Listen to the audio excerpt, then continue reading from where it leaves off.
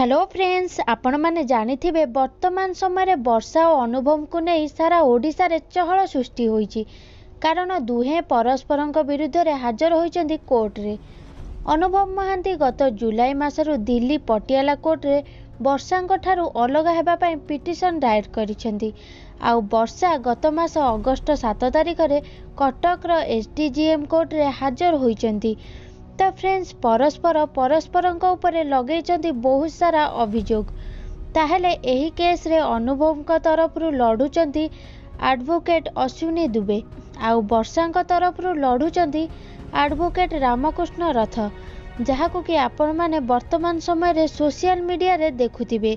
आउ एमाने निज निजर क्लाइंट को सपक्ष रे जुक्ति बाडुथिबार नजर आसुचंती।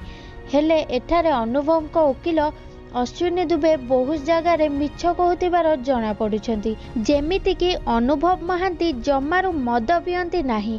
हेले फ्रेंड्स, आपण माने जानिथिबे अनुभव महांती किछि पार्टी हो बा फंक्शन रे मद्यपान करिथांती। द्वितीय कथाटी होउछि अनुभव और वर्षा गत 1 वर्ष हेबो अलगा अछंती, माने मे 2019 ठारू परस्पर ठारू अलगा अछंती। हेले फ्रेंड्स, आपण माने वर्षा और अनुभव सोशल मीडिया रे थिबा फोटो गुड़िक जदि नजर पकेबे ताहले अनुभव दिल्ली रे जुलाई 9 तारिख रे वर्षांक झियारींक जन्मदिन रे उपस्थित थिले। वर्षांक सह सेदिन जन्मदिनटी को पालन करिथिले। एहा परे जुलाई 28 तारिख रे वर्षांक बड़ भौणींक मैरेज एनिवर्सरी रे अनुभव और वर्षांक एकाठी देखिबाकू मिलिथिला। एहा परे तृतीय रे वर्षा प्रियदर्शिनी जन्मदिन होइतिला अगस्त 7 तारिख 2019 रे। एही दिन अनुभव एवं वर्षा एकाठी फोटो उठाइथिले। अनुभव वर्षा को तांको जन्मदिन रो विश भी करथिले।